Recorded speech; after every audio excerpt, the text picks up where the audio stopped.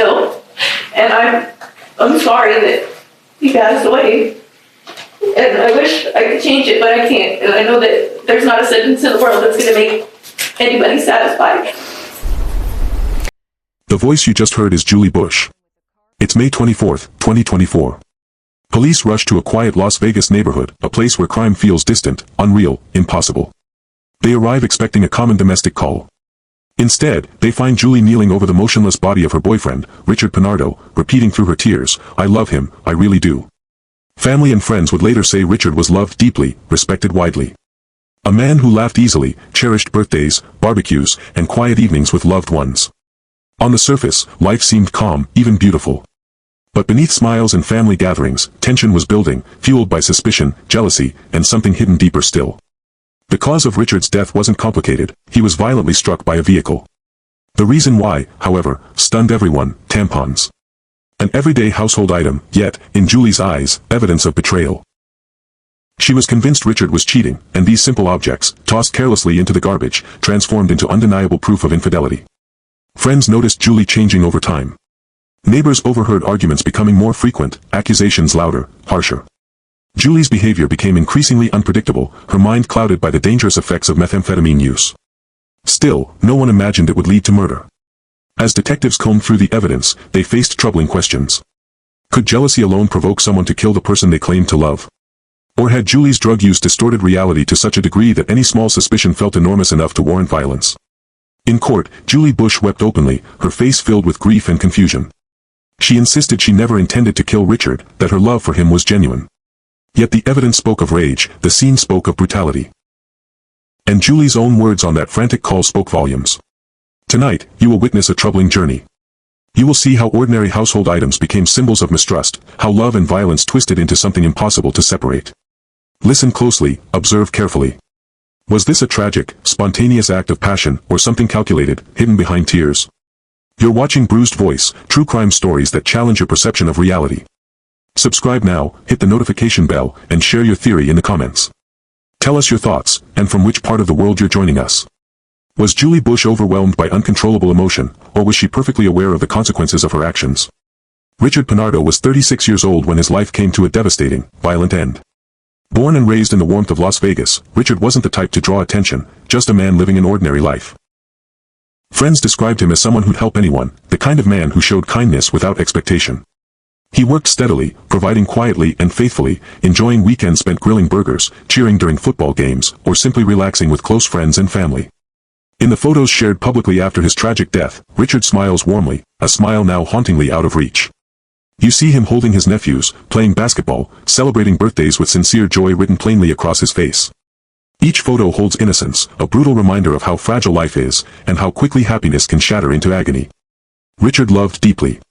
His friends often joked about his open heart, a heart that welcomed everyone he met with genuine warmth. This openness was precisely what made the brutal circumstances of his death even more painful for those who knew him. No one could understand how a person so loving, so gentle, could be taken so cruelly and without mercy. Julie Bush entered Richard's life when both seemed eager for new beginnings.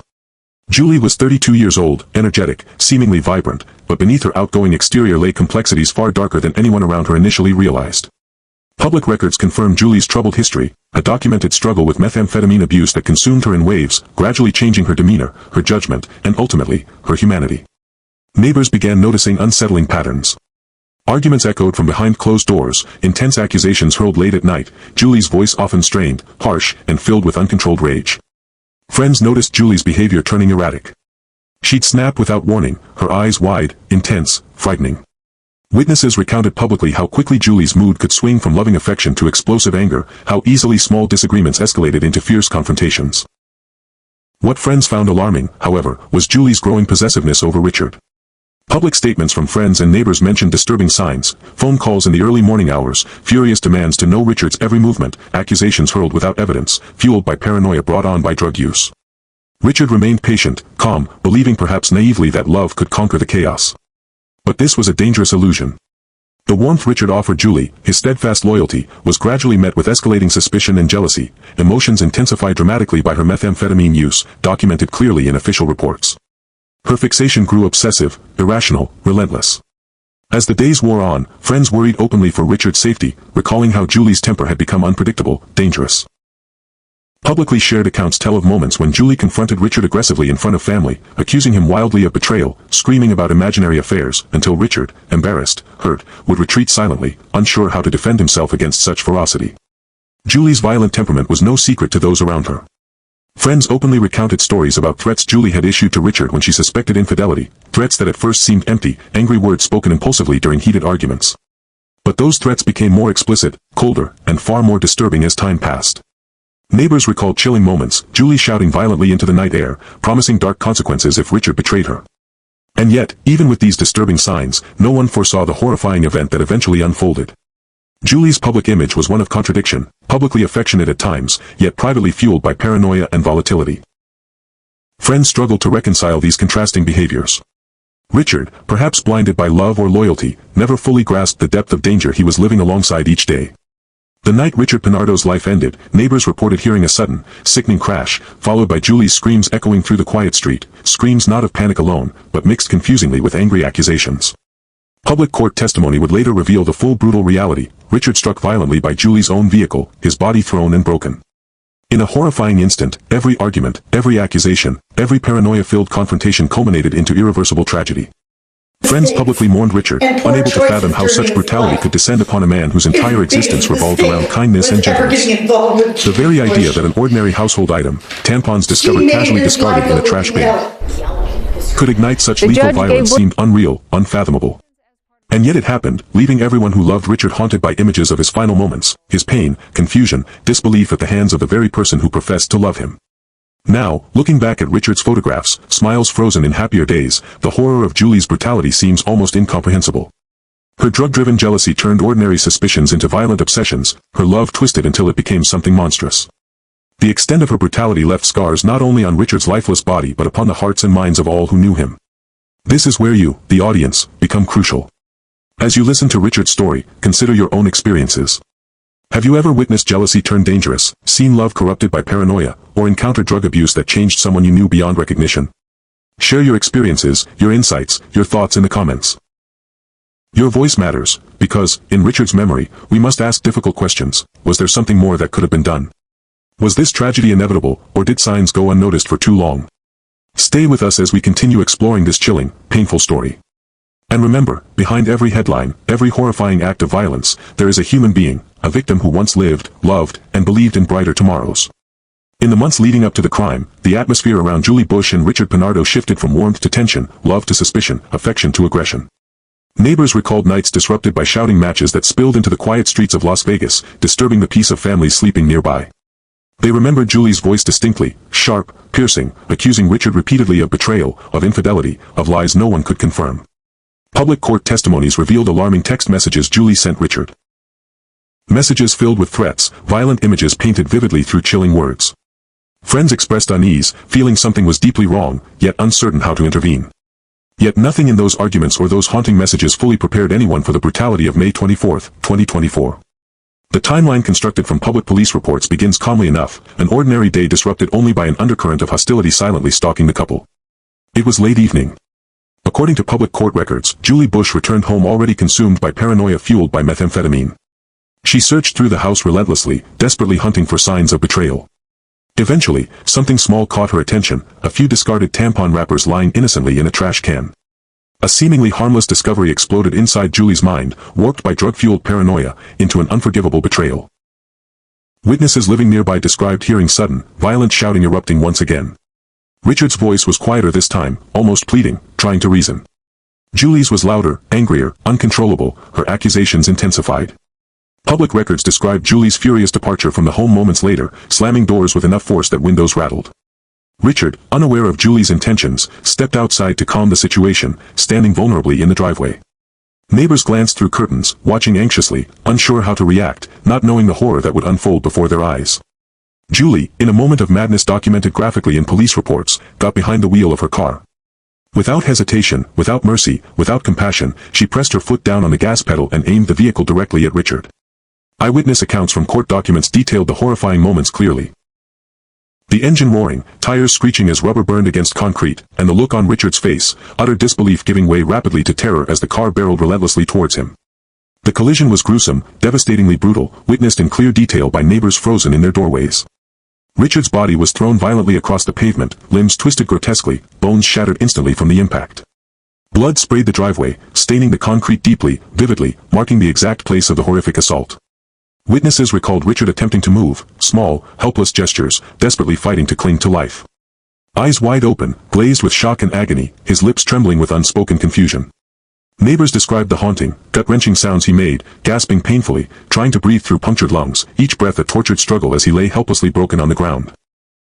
Julie stepped from the vehicle, not running away, but toward the man she claimed to love.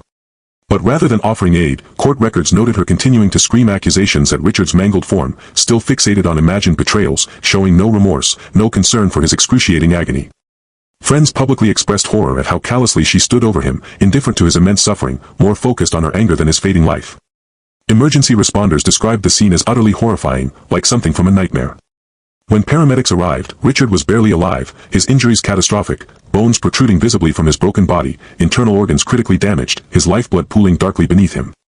Medical professionals at the scene publicly stated they had rarely witnessed injuries as severe or as violently inflicted. Julie Bush remained at the scene, pacing angrily, her voice shrill with denial and accusations. Public reports documented her repeated claims, he deserved it, and yet contradicting herself seconds later, sobbing uncontrollably, claiming profound love. Law enforcement noted this confusion, this chaotic emotional shift as chillingly disturbing, indicative of a mind dangerously unhinged. Julie's initial attempts at cover-up were feeble, attempting hurried phone calls to friends, family, and even neighbors, desperately spinning stories filled with bizarre details, wildly inconsistent explanations, trying vainly to justify her brutality. Public court testimony indicated how she alternated rapidly between aggression and panic, moments of sobbing grief interrupted by frightening outbursts of rage, leaving witnesses shocked and disturbed by her unpredictable demeanor. When police finally approached her, body camera footage described in public court records depicted Julie visibly trembling, blood spattered across her clothing, her eyes wide, glazed with a combination of intoxication, rage, and confusion. As she was arrested, she struggled momentarily, fighting against officers with unexpected strength born from adrenaline and drug-induced frenzy, screaming incoherently, claims of betrayal and passionate love mixed incomprehensibly together. Officers at the scene publicly testified how difficult it was to witness Richard's final moments, watching helplessly as he succumbed to his horrific injuries. The raw pain etched across his face, the stark disbelief still frozen in his dying eyes, haunted the responding officers long after the investigation concluded. Richard Pinardo was officially declared dead at the hospital, though in truth his life had violently ended right there, on that blood-stained driveway, crushed and shattered by the person he trusted most. As authorities began to piece together the nightmare, collecting evidence, speaking to neighbors, they found one devastating detail after another, each more disturbing than the last. Yet nothing prepared police for what they found next. And now, as you sit and absorb the devastating details of this tragedy, we invite you to participate. Have you ever witnessed violence rooted in jealousy or rage? Have you known someone transformed by drug use into someone unrecognizable? Has suspicion ever destroyed relationships around you? Share your experiences in the comments below. Your stories matter, your voice helps shed light on cases just like this. Stay with us, because what investigators uncovered following Richard's death reveals secrets and horrors even darker than imagined. This brutal crime has left deep scars not only on those who knew Richard personally, but on everyone who hears his tragic story. And tonight, we ask ourselves, how far can jealousy drive a person into brutality? How deep can paranoia bury compassion and humanity? You're watching Bruised Voice. Keep watching, stay engaged, and prepare yourself for what's coming next. When detectives first arrived at the crime scene, nothing in their training had prepared them for the brutality confronting them. Officers described publicly the devastating sight that met them, a driveway transformed into a horror scene, blood splattered violently across the pavement, streaked tire marks indicating the horrific act that had just unfolded. Seasoned detectives, hardened by years of dealing with Las Vegas crime, struggled to comprehend the intensity of the violence before their eyes. Publicly released body cam footage documented the chillingly silent aftermath. Officers stood frozen momentarily, clearly shaken, their faces pale and stunned, as if absorbing the full weight of human cruelty. Blood pooled thickly near tire tracks, a sickening reminder of how savagely Richard Pinardo's life had been ended. Police reports openly described how this scene deeply affected veteran officers, causing visible emotional distress, an unsettling rarity among law enforcement. As investigators began methodically documenting evidence, each discovery painted an increasingly terrifying picture. The vehicle used as a deadly weapon sat damaged and smeared grotesquely with blood and tissue, pieces of Richard's clothing embedded into the car's grille. Detectives publicly described finding Richard's shoes thrown violently across the lawn, an unspoken testimony to the horrific force of the impact. The sheer brutality was shocking even for forensic specialists accustomed to dealing with trauma daily. Among the most haunting pieces of evidence officers publicly mentioned were those seemingly innocent items, tampons discarded inside the home's trash bin. Ordinary, harmless, yet these everyday objects had become the fuel for violent jealousy and deadly rage. Crime scene analysts, publicly expressing disbelief, photographed these mundane objects knowing they'd become forever tied to an unimaginable horror story. Detectives immediately turned their focus to Julie Bush, whose erratic behavior at the crime scene raised urgent red flags. Initial public police reports detailed how Julie's statements shifted constantly. At first, sobbing uncontrollably, she pleaded innocence, claiming a horrific accident, denying intention. But minutes later, her words became colder, openly defiant. Public transcripts quoted her chillingly stating, "He got what he deserved," her voice devoid of remorse. Police interrogations painted a vivid, disturbing portrait of Julie's unstable mental state. Detectives publicly recounted their difficulty understanding her, a woman oscillating between tearful breakdowns and aggressive, furious outbursts. Public court documents noted Julie's insistence on Richard's betrayal, her accusations increasingly erratic, changing constantly under questioning. One detective testified openly about feeling deeply unsettled by Julie's demeanor, describing her eyes as distant, wild, vacant at times yet burning with rage at others, as though she lived in a distorted, dangerous reality. Julie repeatedly mentioned betrayal, repeating obsessively her discovery of tampons, claiming Richard had brought other women into their home. Investigators soon learned publicly these allegations had no clear foundation, a tragic delusion twisted further by Julie's documented methamphetamine abuse. Her paranoia had escalated dangerously, warping her perceptions, fueling violent obsession. Detectives publicly described their frustration trying to piece together coherent details from Julie's chaotic statements, each new claim leading nowhere, each angry. Publicly released interrogation videos revealed a heartbreaking truth: Julie Bush genuinely appeared unaware, or uncaring, of the brutality she'd inflicted. Detectives watched in disbelief as Julie casually described hearing Richard scream, openly admitting she felt nothing in that horrific moment. Officers' visible distress was evident publicly in these recordings, their voices cracking slightly as they pressed for details, struggling to conceal their revulsion at Julie's chilling indifference. Meanwhile, forensic analysts pieced together cold facts from the autopsy report, publicly documented in painstaking detail. The autopsy described catastrophic injuries, multiple fractures, severe internal bleeding, massive head trauma.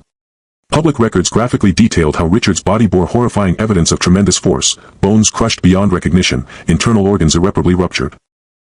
The medical examiner's public testimony described Richard's final moments as unimaginably painful, stating bluntly that such injuries cause unbearable agony, his consciousness mercilessly clinging on through horrific suffering. Toxicology reports, publicly shared, confirmed Julie's system was flooded with methamphetamine, dramatically altering her mental state. Richard, however, had no substances in his blood. He faced his terrifying final moments fully aware, fully conscious, fully suffering. Detectives were publicly troubled deeply by this detail, haunted by imagining Richard's helplessness, the horror of seeing the person he trusted, loved, rushing toward him with deadly intent. As investigators compiled evidence, Julie's story continued shifting erratically. Public police records documented clear falsehoods Julie presented, claims easily disproven, attempts at cover-ups clumsy and inconsistent. She initially insisted she tried braking, evidence proved otherwise. Detectives noted publicly how Julie claimed Richard leaped in front of her vehicle, contradicting clear forensic findings that showed Richard standing stationary, vulnerable, unaware, offering no resistance to the vehicle bearing down on him. Police publicly released their emotional exhaustion during the investigation, openly admitting the brutality and senselessness deeply impacted even hardened professionals. Statements from detectives underscored their struggle, describing vivid nightmares about the crime scene, about Richard's pain-filled final moments, about Julie's chilling lack of remorse. As authorities moved toward charges, public attention became increasingly intense. Friends, family, neighbors publicly expressed shock at revelations uncovered, troubled profoundly by Julie's escalating violence, openly wondering how warning signs were missed. Detectives publicly urged the community to speak up earlier in such cases, expressing heartfelt regret at not being able to prevent Richard's brutal death. And now, you, the viewer, have heard first-hand accounts of detectives haunted by brutality, forensic experts stunned into disbelief, and a community shocked by unspeakable violence. Have you ever seen warning signs ignored until tragedy strikes? Have you known someone whose jealousy or drug use pushed them dangerously over the edge? How could something like this have been prevented? Please share your experiences in the comments below. Your voice matters. These conversations could prevent future tragedies, could save lives, could ensure victims like Richard Pinardo are never forgotten. Stay with us, because what happens next in this investigation will reveal deeper horrors and painful truths. But we warn you, what follows may change forever how you view jealousy, rage, and obsession, and how quickly love can become a nightmare. You're watching Bruised Voice. Keep watching. Keep engaging. The truth you're about to face is more horrifying than you can imagine. When officers finally moved toward Julie Bush, the Las Vegas night was heavy, suffocating with tension. Flashing lights painted the scene in eerie reds and blues as neighbors watched silently from their windows, paralyzed by shock. Officers approached carefully, hearts racing, uncertainty etched deeply on their faces. The moment Julie saw their badges glinting beneath streetlights, her expression twisted, not into fear, but into raw defiance. Julie didn't flee. She didn't resist physically at first. Instead, she stood coldly still, eyes staring right through officers as they closed in around her. Detectives later publicly recalled a chill racing down their spines, describing how her stare felt empty, detached, almost like she was challenging their very humanity. Public records described Julie's first chilling words to police clearly: "He betrayed me. He deserved everything he got." But as officers firmly grasped her wrists, reality seemed to strike suddenly. Julie erupted violently, screaming, fighting fiercely, attempting desperately to break free. Detectives noted how shockingly strong she was, adrenaline giving her a frantic, animalistic power. It took several officers struggling visibly, publicly recounting their disbelief, to finally restrain her. Her screams echoed down empty streets, shrill cries piercing through the night, words distorted by fury and grief intertwined. Once handcuffed, Julie's demeanor shifted dramatically, like a disturbing emotional whirlwind. Public police reports describe her suddenly collapsing, body racked by convulsive sobbing, crying out Richard's name repeatedly, her voice heartbreakingly pitiful. Officers later publicly described feeling disturbed and emotionally exhausted by these rapid, unpredictable shifts, from violent anger to apparent grief in mere seconds. Julie's trial quickly became one of the most harrowing and emotionally draining Las Vegas had witnessed publicly. Crowds packed into court, silent and stunned, straining to witness firsthand a woman accused of brutal murder. Prosecutors stood resolutely, their voices filled with quiet outrage, publicly laying bare every gruesome detail for the jury. Prosecutors openly called it intentional murder, fueled by toxic jealousy and calculated brutality. Publicly quoting chilling texts and voicemails Julie sent Richard, prosecutors painted vividly disturbing images of her obsessive control, violent threats, and relentless emotional manipulation. They described Julie as ruthless, publicly branding her a woman driven by an overwhelming urge to punish imagined betrayal at any cost. Defense attorneys countered passionately, painting Julie as victim rather than monster, lost to a methamphetamine-induced blackout, emotionally unstable, tragically unaware of her actions. They called forth psychologists, publicly detailing her drug-addled paranoia, desperation, irrational beliefs about Richard's loyalty. Defense lawyers appealed publicly for sympathy, urging jurors to see Julie as fragile, damaged, deserving compassion despite her horrific act. But courtroom testimonies would publicly reveal heartbreaking truths, crushing illusions of innocence. Forensic experts described Richard's fatal injuries brutally, how his bones shattered instantly upon impact, how he remained agonizingly conscious, desperately fighting death. Jurors visibly recoiled publicly as medical professionals openly described Richard's slow, tortured demise, each agonizing second publicly laid bare, leaving no space for doubt or mercy. Witnesses publicly recounted the crime scene, openly sobbing on the stand, voices breaking, describing haunting images burned permanently into memory.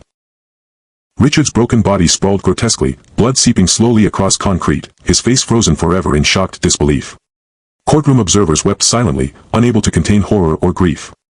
Psychologists painted publicly disturbing portraits of Julie, her paranoia, delusions, frightening capacity for violence.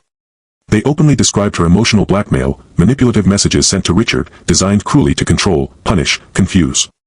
Public records detailed texts where Julie threatened self-harm if Richard ever left her, twisting his love into chains of fearful obligation, draining him emotionally long before his life was violently extinguished.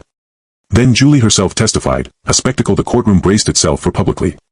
She stepped forward, visibly trembling, tears streaming down her face. Her voice cracked, each word dripping with tragic sincerity, or perhaps masterful manipulation. "I loved Richard. I still love him. I never wanted to hurt him," she declared openly, staring tearfully at jurors. Publicly released videos show jurors visibly conflicted, sympathy battling revulsion, hearts twisted painfully between compassion and righteous anger. Yet Julie's emotional declaration soon twisted unsettlingly into dark accusations against Richard, shifting blame onto him even in death. Public court records detail Julie describing her suffering dramatically, portraying herself as victimized by Richard's alleged betrayals, manipulatively painting herself publicly as helpless, innocent, driven to madness by his supposed infidelities.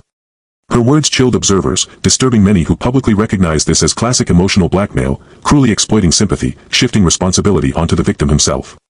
Jurors listened solemnly, visibly shaken, publicly absorbing testimonies layered thickly with heartbreak, violence, and manipulation.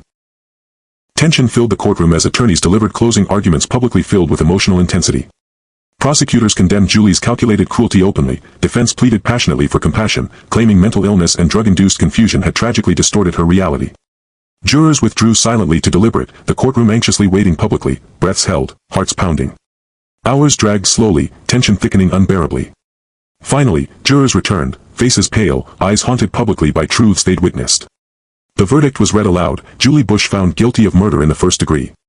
The announcement triggered immediate chaos, gasps, cries, raw emotion filling the courtroom publicly. Richard's family openly wept, relief mingled painfully with enduring grief. Julie collapsed dramatically, sobbing loudly, calling out Richard's name again, heartbreakingly pitiful, or, perhaps, skillfully manipulative to the very end. At sentencing, the judge addressed Julie publicly, voice firm yet tinged with unmistakable sadness. You took Richard's life cruelly, brutally, and without remorse. Your manipulation continues even now, attempting to elicit sympathy while deflecting responsibility. Your actions deserve severe punishment. Julie Bush was sentenced publicly to life imprisonment, a term intended explicitly to protect society from her dangerous volatility. As the courtroom emptied silently, observers struggled publicly to process the overwhelming brutality they'd witnessed, the manipulation, the cruelty, the tragic waste of life. Many publicly asked haunting questions. How could love turn so violently destructive? How can jealousy push someone into unthinkable brutality? And now, we invite you, our viewers, to share your own thoughts publicly. Have you ever encountered someone capable of twisting love into violence? Have you witnessed emotional manipulation so powerful it blurred truth and reality? Your experiences matter deeply. Please share them openly in the comments, helping others understand, perhaps even prevent, similar tragedies. Stay with us. This story isn't over. Its repercussions echo profoundly, teaching powerful lessons about the thin line separating love and obsession, affection and manipulation, humanity and brutality. You're watching Bruised Voice. Stay vigilant. Stay engaged. Together, perhaps we can recognize dangerous signs before they erupt into tragedy again. In the quiet stillness that followed the chaos of the courtroom, Julie Bush disappeared behind cold prison walls. Official prison reports available publicly describe her initial days inside the institution as volatile, deeply troubled, and unsettling even to hardened guards. Isolated in her small cell, Julie reportedly spent countless nights screaming out Richard's name, her voice echoing through concrete hallways, disturbing the sleep of fellow inmates who openly complained about the harrowing nature of her cries. Prison psychologists publicly documented her fluctuating mental state, one moment fiercely defiant, the next collapsed into anguished tears. Guards described Julie as unpredictable, a woman tormented by inner demons visible only in sudden outbursts of violent despair. Today, Julie Bush remains confined in a maximum security women's prison, her existence reduced to cold routines punctuated by periodic visits from mental health professionals. Prison records available publicly describe Julie's continuing refusal to fully accept responsibility, often alternating between portraying herself as a tragic victim and lashing out aggressively at those around her. Fellow inmates, according to statements from prison staff, steer carefully away from her, deeply unsettled by Julie's rapid mood swings and explosive, unpredictable behavior. Corrections officers openly admit Julie Bush is among their most troubling inmates, haunted, unstable, and profoundly alone, trapped indefinitely in a prison of both concrete walls and tortured memories. Meanwhile, in the community left shattered by Julie's brutality, Richard Pinardo's loved ones grapple publicly with grief that refuses to ease. Richard's family openly expressed their deep anguish, each day a struggle haunted by memories of his smile, his laugh, his gentle presence, now forever lost to senseless violence. Public memorials organized by his friends and relatives attracted countless community members, lighting candles, holding vigils, tears flowing openly as photographs of Richard, smiling and alive, reminded them vividly of a future cruelly stolen. Local news channels aired emotional testimonies from grieving loved ones, openly pleading with the community to recognize signs of abuse and jealousy before it leads again to tragedy. Public debates surged intensely in the aftermath, dominating conversations throughout Las Vegas and beyond. Ordinary citizens grappled publicly with painful questions. Was Julie Bush a victim herself, tragically enslaved by drug-induced paranoia, or a calculated manipulator, her tears carefully rehearsed to deflect responsibility? Public forums saw heated, emotional exchanges, people passionately arguing over the very nature of Julie's brutal actions. Many insisted that no degree of emotional trauma could justify such extreme violence. Others countered sympathetically, arguing that addiction and mental illness had destroyed her capacity to reason, leaving her as much victim as perpetrator. Forensic psychologists interviewed publicly offered chilling insights into Julie's state of mind, deepening public controversy. Some psychologists publicly concluded her violence was a clear manifestation of premeditated rage, pointing to her escalating threats, calculated emotional manipulation, and chilling lack of remorse. Others argued publicly Julie was tragically lost within a distorted, drug-induced reality, acting impulsively rather than deliberately, unaware fully of her horrific actions until confronted brutally by their consequences. Yet beneath the clinical analyses, beneath arguments about justice and punishment, linger haunting, unanswered questions. Did Richard truly understand the depth of Julie's instability? Could intervention, earlier and stronger, have prevented tragedy? Publicly released psychological profiles prompted heated community discussions. Many openly recognizing similar disturbing patterns in their own relationships, frightened suddenly by their own realities, driven urgently to confront uncomfortable truths previously ignored. The brutal reality remains starkly clear: Richard is gone, Julie imprisoned, and yet no amount of public debate or courtroom drama can ever fully heal the raw, open wounds left behind. Community members still openly describe nightmares haunted by memories of public testimonies describing Richard's last horrifying moments, his confusion, his agony, his desperate fight for life. The brutal violence inflicted by someone claiming love left an indelible scar on the collective consciousness, publicly reminding everyone how fragile the line is between affection and obsession, between passion and destruction. Tonight, as we reach the harrowing conclusion of this story, we invite you to reflect deeply upon your own experiences, openly sharing them with others. Have you witnessed firsthand how jealousy can become dangerous? Have you known someone whose emotional manipulation blurred the line between love and control? Perhaps you've even recognized troubling patterns in your own relationships, patterns uncomfortably similar to those that ended Richard's life. Was justice truly served here, or does this case demand deeper reflection, deeper understanding, deeper conversations publicly shared to prevent another tragedy? Now, we ask you directly, was love genuinely at the root of this horrifying act, or did something profoundly darker, crueler, and infinitely more terrifying drive Julie Bush to murder?